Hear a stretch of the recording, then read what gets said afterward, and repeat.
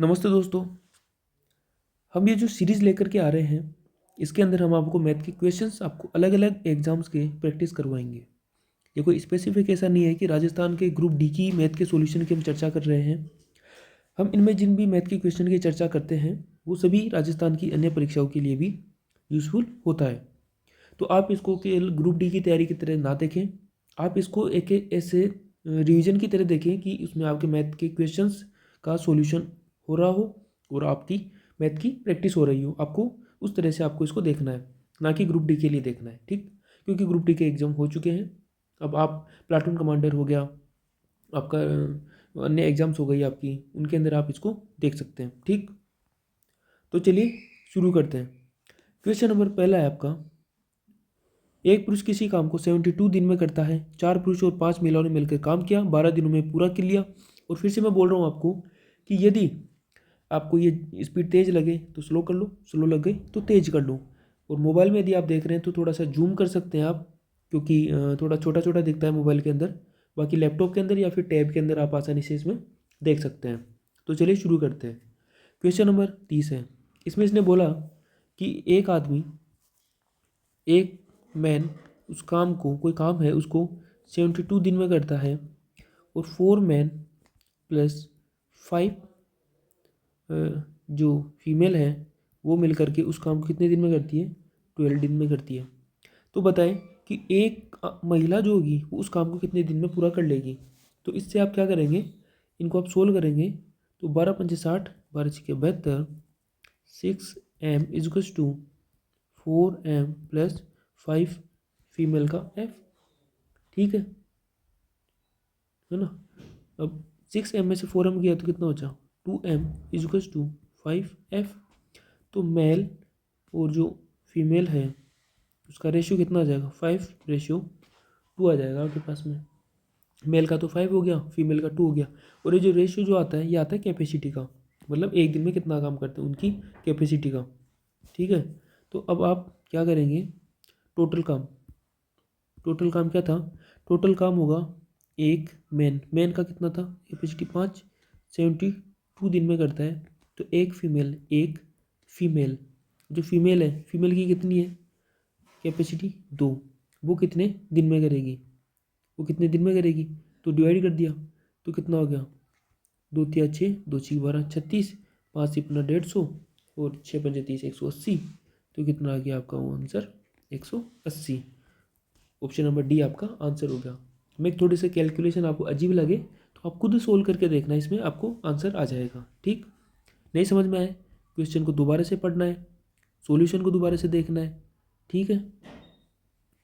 अगला क्वेश्चन आपका कि एक व्यक्ति ने 6 घंटे में 325 किलोमीटर की यात्रा की। कुछ दूरी उसने बस द्वारा 40 की स्पीड से और बाकी जो रिमेनिंग डिस्टेंस है वो 65 किलोमीटर पर घंटा की गति से ट्रेन द्वारा उसने तय की। इसने पूछा कि how much distance in kilometre did he travel by train, मतलब ट्रेन से उसने कितने किलोमीटर की दूरी तय की। ये क्वेश्चन हिंदी में भी है और इंग्लिश में भी है। तो आप, मैं हिंदी में ज़्यादा बताऊँगा, इंग्लिश में थोड़ा कम बताऊँगा। फिर भी जो मैथ के क्वेश्चन होते हैं उनमें कोई ज़्यादा फर्क नहीं पड़ता है, इसलिए आप आसानी से इसको समझ सकते हैं। तो इसने बोला आपको कि 6 घंटे के अंदर एक आदमी 325 किलोमीटर की दूरी तय करता है। तो उसने जो डिस्टेंस ट्रेवल की है वो कितने पार्ट में की है? 2 पार्ट में। तो मान लेते हैं कि पहले पार्ट का टाइम t है तो दूसरे पार्ट का टाइम 6 माइनस t है। पहले पार्ट में 40 की स्पीड से की है, दूसरे पार्ट में 65 की स्पीड से की है। तो टोटल डिस्टेंस कितनी की है? 325 की है। तो डिस्टेंस इक्वल टू क्या होता है? Speed into time. तो टोटल डिस्टेंस कितनी हो गई? 325 इज इक्वल टू, अब एस टी, स्पीड कितनी हो गई फर्स्ट पार्ट के अंदर? 40, टाइम कितना हो गया टी? तो 40t प्लस स्पीड कितनी हो गई? 65, टाइम कितना हो गया? 6 माइनस टी। तो 65 मल्टीप्लाई 6 माइनस टी, ठीक। तो कितना हो गया ये हो गया आपका 325 बराबर 40t प्लस, चाहो तो आप काट भी सकते हो इसको, है ना, लेकिन हम इसको मल्टीप्लाई कर रहे हैं, ठीक। तो 6 पंजे 30 की 0 चला गया, 3 6 6 303, 39, 390 माइनस 65 टी। तो आप जब काटोगे तो आपके पास टी की वैल्यू कितनी आ जाएगी? टी की वैल्यू हो जाएगी आपके पास में 13/5, 13/5 आ जाएगी। सोल्व करके देखना, 13/5 आ जाएगी। 40 टी इधर है, 65t इधर है, 40 में से 65 माइनस कर देना, 25t बच जाएगा। 390 को 325 को इधर ले आना, है ना, तो कितना बच जाएगा आपके पास में? 65 बच जाएगा। ठीक है, काटोगे तो आपके पास में 13/5 आपके पास में आसानी से आ जाएगा, है ना। ठीक, चलो मैं करवा ही देता हूँ इसको। ठीक, तो 40t माइनस 65t कितना बच गया? 25t माइनस का 390 उधर जाएगा, तो माइनस का 390 प्लस का 325, तो 390 से 25 गया तो कितना बचा? 65 माइनस माइनस काट दो, इक्वल्स टू 65 और इधर 25t, तो t की वैल्यू आ गई आपके पास में 65 डिवाइड बाई 25, 5 से काट दो इसको 13 बार और ये 5 बार, तो 13/5 टी की वैल्यू आ गई आपके पास में 13/5। अब ये बोला उसने कितनी दूरी रेल द्वारा, अब रेल के द्वारा कौन सी थी? सेकंड पार्ट में, मतलब ये वाला पार्ट था रेल द्वारा, है ना। तो डिस्टेंस क्या होता है रेल द्वारा? Distance travelled by train is equal to D equal to S T. S कितना था? 65, टी कितना है? 6 माइनस टी, टी कितना है? 13/5 टाइम। ठीक, तो कितना हो गया? 5 का 30, 30 माइनस 13/5 मल्टीप्लाई 65, 5 से काट दो 13, 30 में से 13 गया तो कितने बचे? 17 था ना, तो 17 इंटू 13 कितना हो गया? 17 into 13 is equals to 221। Option number आपका ए आंसर हो गया। नेक्स्ट क्वेश्चन पे चलते हैं। नेक्स्ट क्वेश्चन आपका कि एक स्कूल है, उसके अंदर 1200 छात्र पढ़ते हैं। वे स्कूल आने जाने के लिए अलग अलग परिवहनों साधनों का प्रयोग करते हैं। छात्रों की जो संख्या है उनके परिवहन साधनों के एक साथ पाई आरेख में दर्शाया गया। मतलब ये बोल रहा है कि कुछ छात्र साइकिल से जाते हैं, कुछ पैदल जाते हैं, किसी के पास अमीर होते हैं वो गाड़ी से जाते हैं, कुछ अमीर तो होते हैं लेकिन घर में गाड़ी नहीं होती वो स्कूल बस से जाते हैं। ठीक, ऐसे बता रखा है इसने। अब क्वेश्चन बोला कि कितने प्रतिशत छात्र पैदल स्कूल जाते हैं और कितने प्रतिशत छात्र साइकिल से जाते हैं, कितने प्रतिशत। अब आपको ये जो सर्कल में दे रखा है ना, ये तो क्या नंबर दे रखा है, ना कोई डिग्री दे रखा है, ना कुछ परसेंटेज दे रखा है। तो हम क्या करेंगे, इसको परसेंटेज में चेंज करेंगे।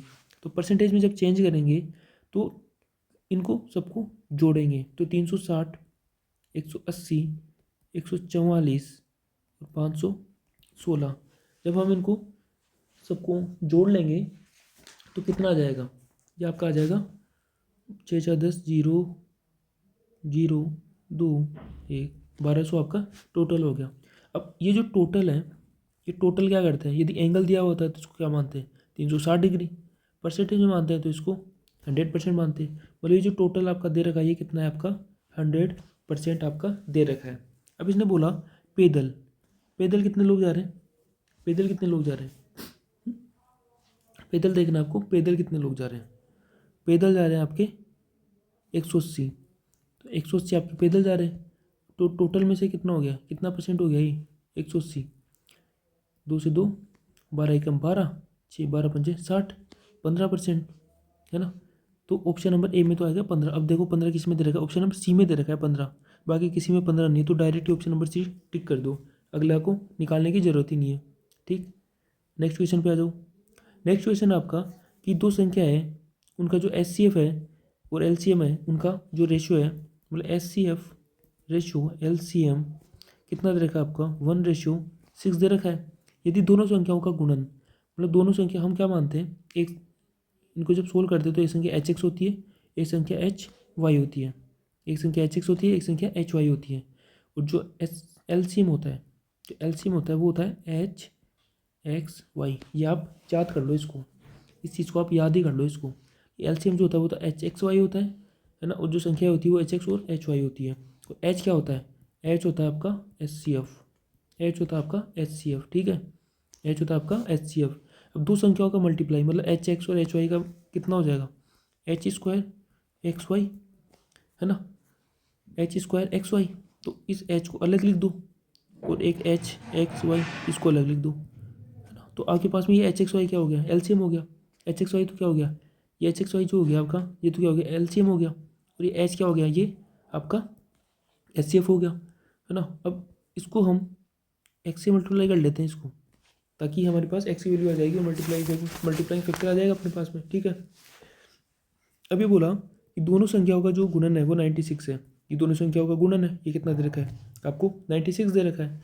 एचसीएफ कितना दे रखा है, एचसीएफ आपको 1x और एलसीएम जो HXY ये एलसीएम हो जाएगा ना, तो ये एलसीएम कितना दे रखा है आपको, ये एलसीएम कितना दे रखा है 6x दे रखा है।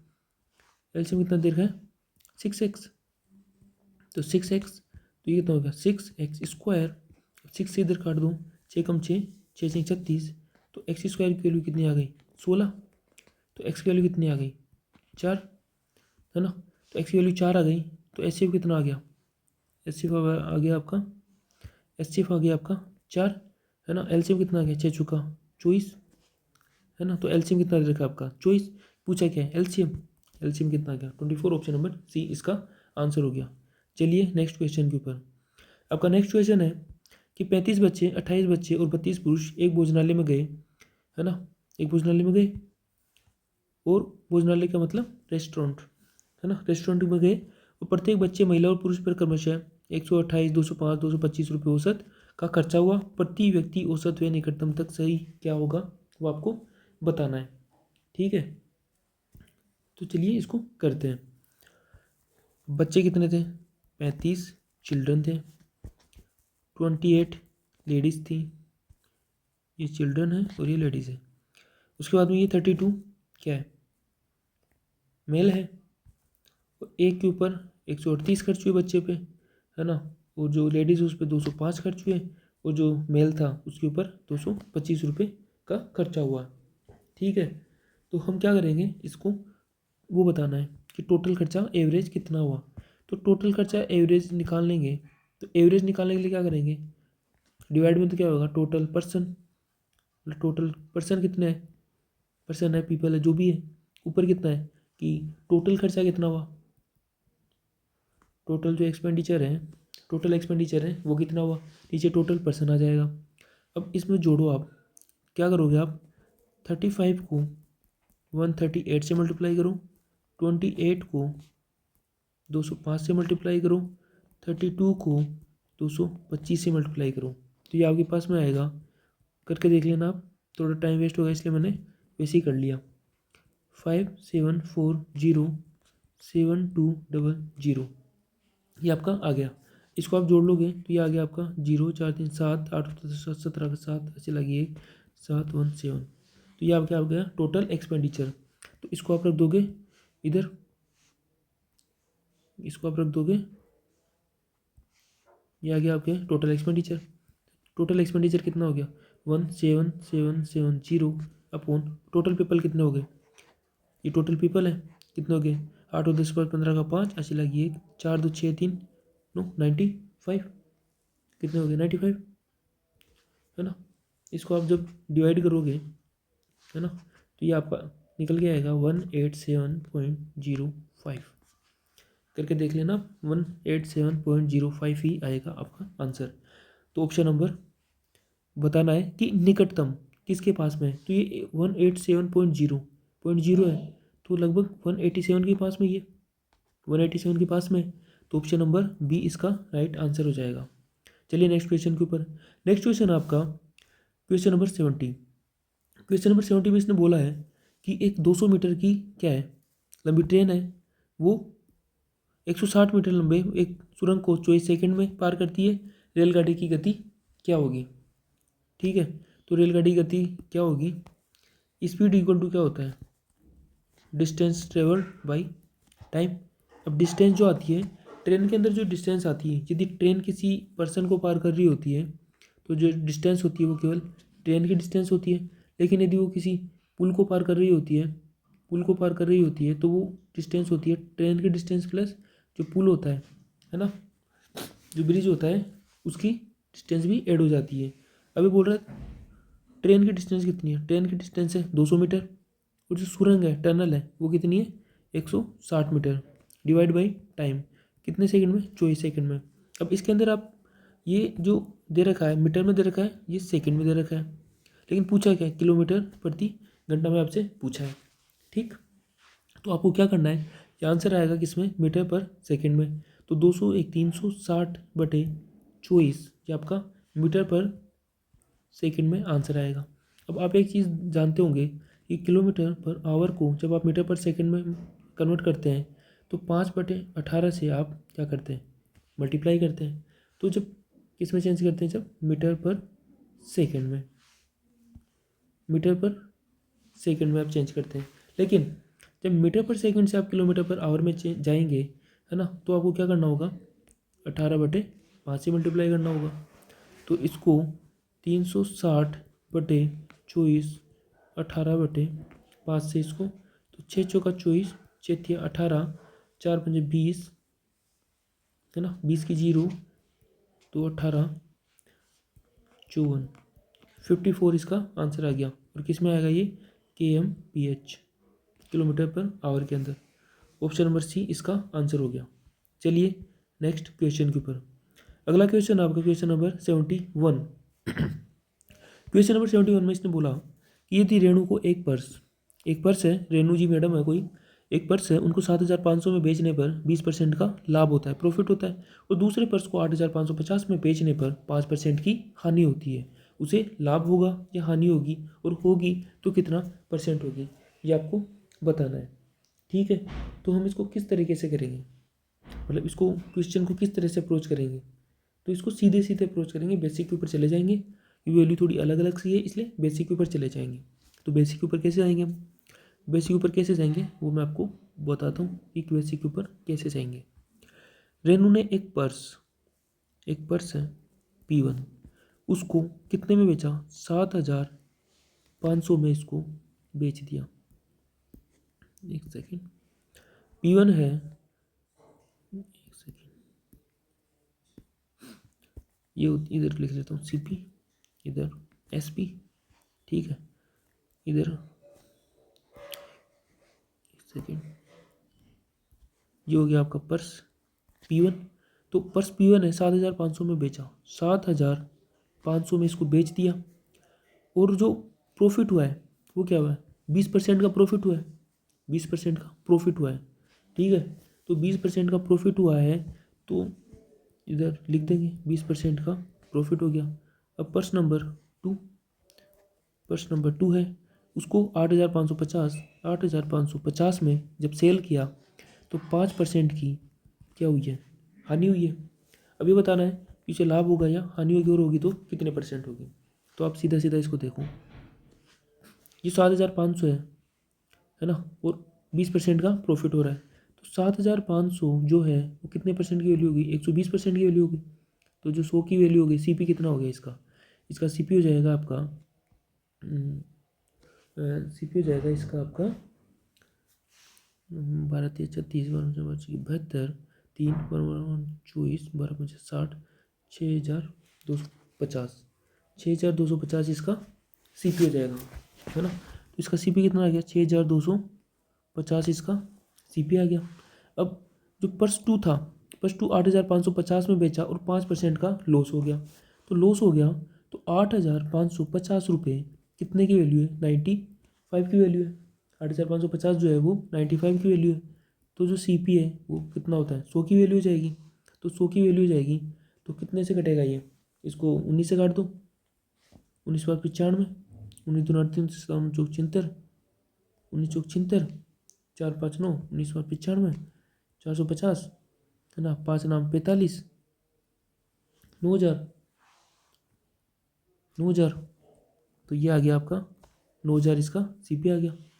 अब CP कितना हो गया, टोटल दोनों का CP कितना हो गया, 0, 5, 2, 9, 6, 15,250 इसका क्या हो गया, CP हो गया, है ना। और SP कितना हो गया इसका, 0, 5, 5, 10, 1, 9 और 7, 16, 16,050 क्या हो गया इसका SP हो गया। मतलब टोटल यदि पर्स P1 और पर्स P2 को यदि हम जोड़ देते हैं तो दोनों का CP इतना हो गया, और SP कितना हो गया, 60,250 हो गया, 16,050 हो गया।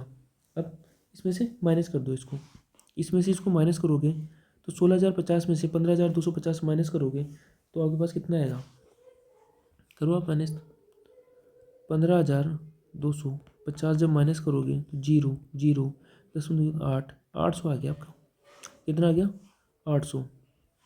तो 800 का आपको क्या हो गया, प्रॉफिट हो गया।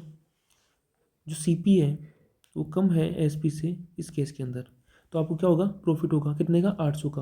अब जो 800 का प्रॉफिट हुआ है वो किसके ऊपर हुआ है आपका, इसके ऊपर हुआ है 15,250 के ऊपर, 15,250 के ऊपर 800 का प्रॉफिट हुआ है। तो परसेंट में निकाल लेंगे तो जीरो से जीरो कैंसिल हो जाएगी, है ना। तो जब इसको काटोगे आप तो आपके पास आएगा 5.24%। 5.24% का आपको प्रॉफिट हो जाएगा, ठीक है। 5.24% का आपको क्या हो जाएगा, प्रॉफिट हो जाएगा आपको। 5.24% का प्रॉफिट हो जाएगा। तो ये कितने में आ गया, ऑप्शन नंबर बी इसका आंसर हो गया। चलिए नेक्स्ट क्वेश्चन के ऊपर। नेक्स्ट क्वेश्चन आपका कि अमित अपने वेतन का 35% भाग भोजन के ऊपर, 25% भाग बच्चों की स्टडी के ऊपर और वो जो रिमेनिंग जो मनी बचा है उसका 80% भाग घर के किराए पर व्यय करता है। इसके बाद वेतन का कितना प्रतिशत हिस्सा उसके पास बच जाता है, ये आपको बताना है, ठीक है। तो आपको बताना है तो क्या करेंगे हम अमित का जो मनी है वो कुछ मान लेंगे। अमित का मनी कुछ तो मानना पड़ेगा ना, तो कुछ मान लेंगे। वो कितना मानेंगे हम, वो मान लेते हैं 100। तो अमित का मनी 100 था, 35% भाग भोजन के ऊपर कर दिया, है ना, 35 गया। फिर बोला 25 भी गया, है ना। ये फूड के ऊपर गया, ये स्टडी के ऊपर गया, कितना हो गया, बचा कितना, 35 और 5 40, 40 और 20 60, बचा कितना, 40 बचा। अब जो 40 बचा उसका 80% भाग, इस 40 का 80, 40 का 80 तो इसने किसके ऊपर कर दिया, रेंट दे दिया। तो 40 का 80 गया तो 40 का कितना बचा, 40 का 20% बचा, 40 का 20% बचा, है ना। अब 40 का 20% कितना होता है, 40 का 20% होता है 40 × 20/100, 0 0 0 4 दूनी 8, मतलब 8 बचा। अब जो 8 है टोटल कितना था उसका 100, और उसके पास रिमेनिंग कितना बचा है, 8 बचा है, कितना बचा है, 8 बचा है आपके पास, और टोटल था उसके पास में 100, मतलब 100 टोटल था, 8 उसके पास बचा है। अब जो बचा है वही पूछ रहा है, ये जो बचा है इसके पास में ये कितना बचा है, कितना परसेंट है। तो 8 जो है वो 100 का कितना परसेंट हो जाएगा, 8% ही हो जाएगा ना, सीधा सीधा। तो ये आ गया 8% इसका आंसर। ऑप्शन नंबर बी इसका आंसर हो जाएगा। समझ में नहीं आए दोबारा देख लेना, कोई दिक्कत नहीं है। अगला क्वेश्चन आपका, वीडियो को थोड़ा लंबा नहीं बनाते हैं इसलिए मैं थोड़ा सा फास्ट चल रहा हूँ, जिसको स्लो करना है वो स्पीड को स्लो कर सकता है, ठीक है। हरीश ने कुल 27,000 रुपये की राशि का कुछ भाग 13% के रेट के ऊपर और शेष भाग 5% की वार्षिक दर से साधारण ब्याज के ऊपर क्या कर दिया, निवेश कर दिया। यदि 4 वर्ष के बाद में उसे दोनों निवेशों से बराबर ब्याज प्राप्त हुआ तो 5% की जो वार्षिक दर थी उसके ऊपर निवेश की गई राशि उसको बतानी होगी। मतलब 5% के ऊपर उसने कितना निवेश किया था वो उसको बताना है, ठीक है। तो हम इसको किस तरीके से करेंगे, किस तरह से करेंगे इसको बताओ। तो चलिए इसको करते हैं, एक सेकेंड। चलिए कुल कितने रुपए थे उसके पास, उसके पास टोटल मनी थी उसके पास में 27,000 रुपये, टोटल मनी थी उसके पास में 27,000 रुपये, ठीक। उसका कुछ हिस्सा उसने 13% और शेष भाग उसने 5% ये वार्षिक साधारण ब्याज से निवेश किया, 5% के साधारण ब्याज पर निवेश किया। मतलब ये दोनों जो है जितने भी रेट हैं वो दोनों किसके ऊपर, सिंपल इंटरेस्ट के ऊपर इसने इन्वेस्ट किया है। और टाइम दे रखा है उसने 4 ईयर। अब जो ब्याज है वो बराबर हो गया। अब ब्याज बराबर है तो एस आई बराबर है। अब एस आई का फॉर्मूला क्या होता है, एस आई का फॉर्मूला होता है एस आई बराबर PRT/100। फिर प्रिंसिपल हो जाता है, आर क्या हो जाता है, रेट हो जाता है, टी टाइम हो जाता है, और 100 डिवाइड में आ जाता है, ठीक। अब इसने बोला 5% की ब्याज की दर पे जो राशि निवेश की थी 5% वाली वो आपको बतानी है, ठीक है। 5% वाली आपको बतानी है। तो हम क्या करेंगे, जो पी है वो 5% वाला ही मान लेंगे। मतलब हम क्या करेंगे, इस 27,000 के 2 टुकड़े करेंगे, एक तो पी और दूसरा 27,000 माइनस पी। एक तो पी होगा और एक दूसरा 27,000 माइनस पी होगा। मतलब कुछ मनी पी प्रिंसिपल पे गया और कुछ इतने पे गया। तो हम ये जो पी वाला है इसको तो मानेंगे 5% पे दे दिया और इसको दे दिया 13% के ऊपर। तो जो ऐसा ही कितना हो गया 5% वाला का पी, पी तो पी हो गया, आर कितना हो गया 5, टी कितना हो गया 4/100 इक्वल्स टू, अब अगले वाले के लिए नेक्स्ट पार्ट था, उसके लिए प्रिंसिपल कितना हो गया, जो 13% वाला था उसके लिए प्रिंसिपल कितना हो गया, प्रिंसिपल हो गया ये वाला हो गया, कितना हो गया 27,000 माइनस पी, ये प्रिंसिपल हो गया। आर कितना हो गया इसका 13, टी वही 4 है अपॉन 100, ऐसे कैसे है ना, काट दो इसको, 100 से 100 कट गया, 4 से 4 कट गया, तो कितना हो गया 5p equals to 2700 multiply 13 minus 13p, है ना। तो p की वैल्यू कितनी आ गई आगे पास में, 13p इधर आ जाएगा, जो 13p है वो इधर आ जाएगा, तो 13 और 5 18, तो 27,000 इंटू 13/18, काट दो इसको, 9 दूनी 18, 9 दूनी 18, 9 × 27, 3, 2 से काट दो, 43 39,000/2 बराबर 2 × 2, 2 9 18, 500, 19,500 इसका आंसर हो जाएगा, ऑप्शन नंबर डी। ठीक है, तो चलिए नेक्स्ट क्वेश्चन के ऊपर। नेक्स्ट क्वेश्चन आपका कि 7,800, थोड़ा बड़ा कर देता हूँ इसको, इस 78,125 पर 15 महीने के लिए 16% वार्षिक दर से चक्रवृद्धि ब्याज ज्ञात कीजिए जबकि ब्याज अर्धवार्षिक संयोजित होता है। मतलब ये क्या बोल रहा है आपको, ये बोल रहा है आपके पास मनी है 78,125 कुछ मनी है, 15 महीने के लिए दे रखा है, और 16% जो है वो रेट है।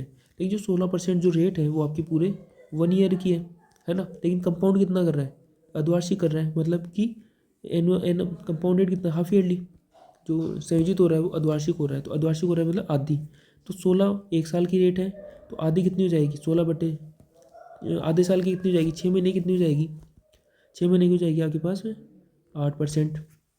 ठीक है, अब आपके पास में टोटल 15 महीने, तो compounded half yearly, compounded half yearly मतलब 6 महीने प्लस 6 महीने, फिर बचे कितने 3 महीने। अब 6 महीने की रेट कितनी हो जाएगी 8% हो गई, 6 महीने की रेट 8% हो गई। अब 3 महीने की 6 की भी आधी हो जाएगी, 8 की आधी कितनी हो जाएगी 4% रेट हो जाएगी, ये आपकी रेट हो गई।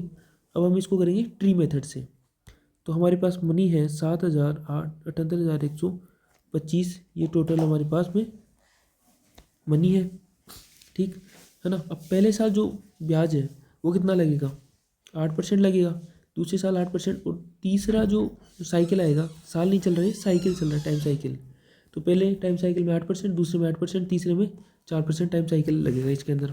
ठीक है, अब जो 8% होता है, 8% का मतलब होता है 8/100, 8/100 मतलब 4 दूनी 8, 2/25, 2/25 हो गया, और 4% का मतलब क्या होता है 4/100 मतलब 1/25 मतलब, ठीक है।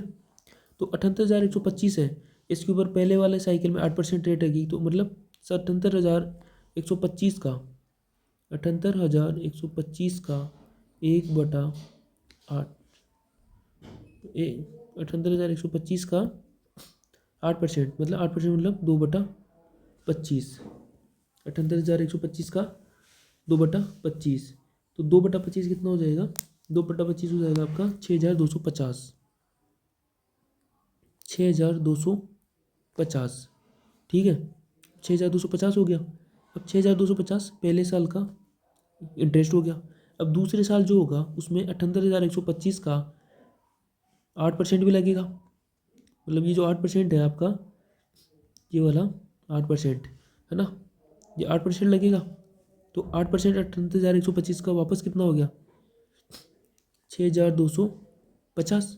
लेकिन जो कंपाउंड इंटरेस्ट होता है, चक्रवृद्धि ब्याज होता है, उसमें ब्याज का भी ब्याज लगता है, मतलब जो आपका पहले साल का जो 6,250 ब्याज आया था उसका भी ब्याज लगेगा, कितना, रेट कितनी दे रखी थी तो दूसरे साइकिल में 8%, तो 6,250 जो है 6,250 आपका दे रखा है ये वाला, इसका 8% कितना हो जाएगा, 8% मतलब 2/25, इसका 8% हो जाएगा आपका 6,250 का 2/25, जब हम निकालेंगे तो आपके पास में आ जाएगा 200, ये आपके पास में आ जाएगा 500, ठीक है, कैसे आएगा निकालो जैसे आप, है ना, 2×5 = 10, 2×5 = 10, 2 दूनी 4 1 5, 6 दूनी 12, 25×5 = 125, तो 500 आ गया, तो ये आ गया आपका 500।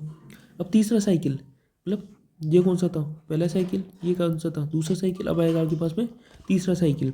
अब जो तीसरा साइकिल आपके पास में आएगा उसके ऊपर जो रेट है वो कितनी दे रखी है, 4%। थोड़ा सा कॉम्प्लिकेटेड है, आराम से समझना। एक बार, दो बार, तीन बार, चार बार, जितनी बार भी देखो उतनी बार देखना, लेकिन आराम से देखना, समझना, समझ में आ जाएगा आपके, कोई दिक्कत नहीं आएगी। इसमें हम साइकिल लेके चलते हैं कि कितने साइकिल चल रहे हैं। हाफ ईयरली बोलता है तो हाफ ईयरली काउंट करते हैं, ईयरली बोलता है तो ईयरली काउंट करते हैं, 2 ईयर का काउंट करता है तो 2 ईयर के बारे में हम बता देते हैं। ठीक है, तो जो पहला साइकिल है उसमें 6,250 ब्याज लग गया। दूसरी साइकिल में इस 78,125 का 6,250 तो लगा ही है, बट ये जो 6,250 ब्याज आया था पहले साइकिल में, इसका भी जो 8% लगेगा। अब तीसरा साइकिल है उसमें रेट दे रखी है आपको, कितनी दे रखी है, रेट आपको दे रखी है, रेट दे रखी है आपको 4%। तो 4% रेट दे रखी है आपको, तो 4% का रेट के हिसाब से 78,125 जो है, 78,125 का 4%, मतलब 1/25 कितना हो जाएगा, ये हो जाएगा आपका 3125। तो ये हो गया 3125 हो गया। लेकिन अब ये जो फर्स्ट साइकिल का ये वाला ब्याज था, इसके ऊपर भी ब्याज लगेगा और इसके ऊपर भी ब्याज लगेगा। कितना लगेगा, 4% लगेगा, 4% लगेगा। तो 6,250 का जो 4% होता है वो आपका होता है 250 रुपये। तो 250 इसके ऊपर लगेगा, 250 तो इसके ऊपर लगेगा और 250 ही इसके ऊपर लगेगा। कितना हो गया 250, 250, 500 रुपये, है ना। अब दूसरे साल का जो साइकिल है ये वाला 500, इसके ऊपर भी ब्याज लगेगा, कितना, 4%। तो 500 का 4% कितना होगा, 20 रुपये, ये 20 हो गया, है ना। अब इसने बोला क्या था कि चक्रवृद्धि ब्याज ज्ञात कीजिए। चक्रवृद्धि ब्याज आपको बताना है टोटल, तो इनको जोड़ लो। तो ये वाला 5, ये कितना हो गया, 5 और 10 तो 2, 12, 12 का 2, 6, 5 और ये 1। ठीक है, ये कितना हो गया, 500, 500, 1,000, ये कितना हो गया, 20। टोटल इनको जब आप जोड़ दोगे, टोटल जोड़ दोगे तो ये आपके पास आ जाएगा 16,645 रुपये, 16,645। ऑप्शन नंबर ये आपका आंसर हो जाएगा। ठीक है, इसको आप आराम से देखना, समझ में आ जाएगा। चलिए नेक्स्ट क्वेश्चन के ऊपर। नेक्स्ट क्वेश्चन है अपना क्वेश्चन नंबर 75। Question number 75। 75 में क्या बोल रखा है कि एक धनराशि 4 वर्ष में साधारण ब्याज पर स्वयं की 60% बढ़ जाती है, तो 9,200 पर 2 वर्ष में इसी ब्याज में चक्रवर्ती ब्याज दर क्या होगा, जबकि ब्याज की गणना वार्षिक है। तो इसके अंदर आपको क्या बता रखा है, इसमें इसने बोला है कि 4 वर्ष के अंदर कोई राशि है वो 60% बढ़ जाती है, तो एक वर्ष में कितनी बढ़ जाएगी, 15%। तो आपकी रेट आ जाएगी, आपकी रेट आ जाएगी 15%। अब ये बोल रहा है कि 9,200 रुपये पर 2 वर्ष में इसी ब्याज दर के ऊपर चक्रवर्ती ब्याज क्या होगा, ये आपको बताना है। तो चक्रवर्ती ब्याज क्या होगा, CI कितना हो गया, P1 + R/100 की पावर T -1, ये आपका कंपाउंड इंटरेस्ट का फॉर्मूला होता है। अब P कितना दे रखा है आपको, 9,200 रुपये, 1 + R कितना दे रखा है, 15% बटे 100 की पावर T कितना दे रखा है, 2 टाइम्स, 2 वर्ष दे रखा है, -1, ये आपको दे दिया। इसको सोल्व करो, 9,200, है ना। अब 15, 5 3 15, 5 दूनी 10, 3/20, 20 का 20, 20 और 3 23, 23/20 का स्क्वायर, 23/20 का स्क्वायर, तो कितना हो गया 529 बटे 20 का स्क्वायर कितना होता है 400 बटे 400 आएगा, 400 माइनस जाएगा तो ऊपर 400 माइनस कर दो बटे 400। ठीक, ये आ गया, 2 जीरो से 2 जीरो, 4 से काट दो, 4 दूनी 8, 4 3 12, कितना हो गया 23 मल्टीप्लाई 9 2 1 129, 23 मल्टीप्लाई 129 कितना हो गया 2967। इसको आप जब करेंगे तो आएगा 2967, आपका आंसर आएगा। आप ऐसे मत सोचो कि कितनी जल्दी कर दिया, मुझे भी टाइम लगा है, बट मैंने पहले से कर रखा था इसको, इसलिए मैंने इसमें लिख दिया। बाकी टाइम सबको लगता है, तो ऐसे मत सोचो कि ये कैसे हो गया, ऐसा कुछ नहीं हुआ, कोई महारत नहीं है, कोई बहुत बड़ी रॉकेट साइंस नहीं है, आप आराम से कर सकते हो। ठीक है, अपने पर विश्वास रखो, आप आराम से कर सकते हो। अगला क्वेश्चन हमारा क्वेश्चन नंबर 76। इस क्वेश्चन में बता रखा है कि 840 विद्यार्थियों की एक कक्षा है, 840 विद्यार्थी है, उसमें कक्षा है, उसके अंदर लड़कों लड़कियों की संख्या में अनुपात 5:3 है, मतलब बॉयज़ और गर्ल्स जो है उनका जो रेशियो है 5:3 है। कितनी लड़कियों को और प्रवेश दिया जाए कि यह अनुपात 5:4 हो जाए, 5:4 हो जाए। ठीक है। अब ये 5 + 3 कितना हो गया, 8। 8 की वैल्यू कितनी दे रखी है ना। अब बॉयज़ थोड़ी ऐड कर रहे हैं, तो बॉयज़ 5 थे, अब भी 5 है, लेकिन गर्ल्स कितना हो गया, 3 से 1 बढ़ गया, है ना। और ये 5 और 3 8, तो 8 की वैल्यू कितनी दे रखी है, 840। टोटल विद्यार्थी पहले कितने, 840 थे, तो एक की वैल्यू कितनी आ गई, 8 1 8, 8 5 40। और पूछा कितना है कि कितनी लड़कियों को प्रवेश दिया जाना चाहिए, तो लड़कियां 3 से कितनी हो गई, लड़कियां आपकी हो गई 3 से 4 हो गई, 3 से कितनी हो गई, लड़कियां 4 हो गई, कितना बढ़ गया, 1 बढ़ गया, और एक की वैल्यू आगे पास दे रखी थी 105, तो एक की वैल्यू 105। ऑप्शन नंबर 20 का आंसर हो जाएगा। तो चलिए नेक्स्ट क्वेश्चन के ऊपर। तो आपका नेक्स्ट क्वेश्चन है एक थैले में ग्रीन, रेड एंड ब्लू गेंदों की संख्या 4 6 9 के रेशो में दे रहा हुआ है। यदि नीली गेंदों की संख्या लाल गेंदों की संख्या से 15 अधिक है, मतलब ब्लू गेंद है वो रेड गेंद से कितनी ज़्यादा है, 3 ज़्यादा है, और 3 की वैल्यू कितनी दे रखी है, 15, तो एक की वैल्यू कितनी हो गई, 5 हो गई। अब बोला है थैले में कुल कितनी गेंदें हैं, तो कुल कितनी गेंदें हो जाएगी, कुल कितनी गेंदें हो जाएगी, 9 6 15 और 4 19। तो एक की वैल्यू आपके पास 5 दे रखी है, तो 19 की वैल्यू कितनी हो जाएगी, 19 चौक 19 5 95। ऑप्शन नंबर डी इसका आंसर हो जाएगा, सिंपल ही है। अगला क्वेश्चन है क्वेश्चन नंबर 78। क्वेश्चन नंबर 78 में इसने बोला है, क्या बोला है, क्वेश्चन नंबर 78 में इसने बोला है कि अंकित और अमन ने एक व्यवसाय में 3:2 के रेशो में काम किया। अंकित और अमन थे, है ना, ये तो अंकित है और ये अमन है, ये अमन है। 3:2 में इन्होंने काम चालू किया, है ना, और अंकित और अमीश, जो अमीश है उन्होंने 2:1 में काम चालू किया। अब अंकित का 3 है यहाँ पे, और अंकित का यहाँ पे 3 है, अंकित का यहाँ पे 2 है, तो इनको बराबर कर दो, इसको 2 से मल्टीप्लाई कर दो, 2 3 6, इसको 2 से मल्टीप्लाई कर दो पूरे को, तो 2 3 6 2 दूनी 4, इस पूरे को 3 से मल्टीप्लाई कर दो, 3 दूनी 6 3 एकम 3, 6:4 6:3, है ना। वर्ष के अंत में उनका कुल लाभ इतना था, उनका जो कुल लाभ था वो इतना था, तो 6 + 4 10 और 3 13, तो 13 की वैल्यू कितनी दे रखी है आपके पास, 1 5 7 3 0 0। एक की वैल्यू कितनी हो गई, एक की वैल्यू हो गई 13 कम 13 2 13 13 26, 1 13 कम 13 121 00, ये आ गई। अब ये बोला कि अमन को कितनी राशि, अब जो अमन है उसकी वैल्यू कितनी थी, 4 है, जो अमन है उसको कितना मिला, 4 मिला ना, जो अमन है आपका अमन, अमन को कितना मिला, 4 मिला है, तो 4 की वैल्यू कितनी हो जाएगी, मल्टीप्लाई कर दो, 0 0 4 एकम 4 4 दूनी 8 4 एकम 4 4 8 4 0 0। ऑप्शन नंबर सी इसका राइट आंसर होगा। तो चलिए नेक्स्ट क्वेश्चन के ऊपर। आपका अगला क्वेश्चन है क्वेश्चन नंबर 79। क्वेश्चन नंबर 79 में बोला है कि ए किसी काम को, इसको थोड़ा बड़ा कर देता हूँ, कि ए किसी काम को 2 दिन में कर सकता है और बी उसी 3 दिन में कर सकता है ना। बी कितने 3 दिन में कर सकता है, ए कितने में कर सकता है, ए तो 2 दिन में कर सकता है, बी उसको 3 दिन में कर सकता है, तो इनका वो एलसीएम ले लेंगे, 2 तिया 6, तो इसकी कैपेसिटी आ जाएगी 2 तिया 6, है ना, और 3 दूनी 6, ये आ गई आपकी कैपेसिटी, ये आ गया आपका टाइम, और ये आ गया आपका टोटल वर्क। ठीक, अब बोला उन्होंने मिलकर एक दिन काम किया, अब एक दिन काम किया, अब एक दिन काम किया, तो ए और बी, ए की कैपेसिटी 3 है, बी की कैपेसिटी 2 है, 3 + 2 कितने दिन काम किया, एक दिन काम किया, और शेष काम सी ने एक दिन में किया। अब शेष काम 3 2 5 और 1 6, सॉरी,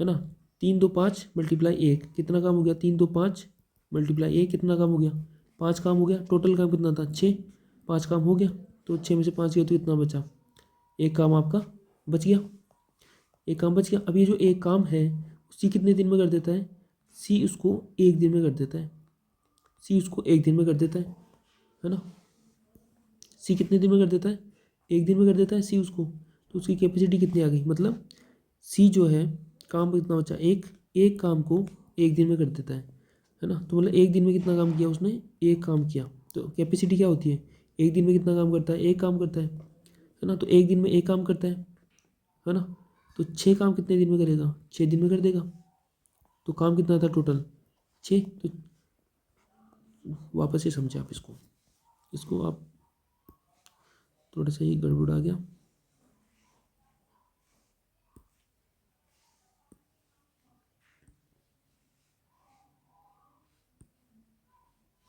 है ना।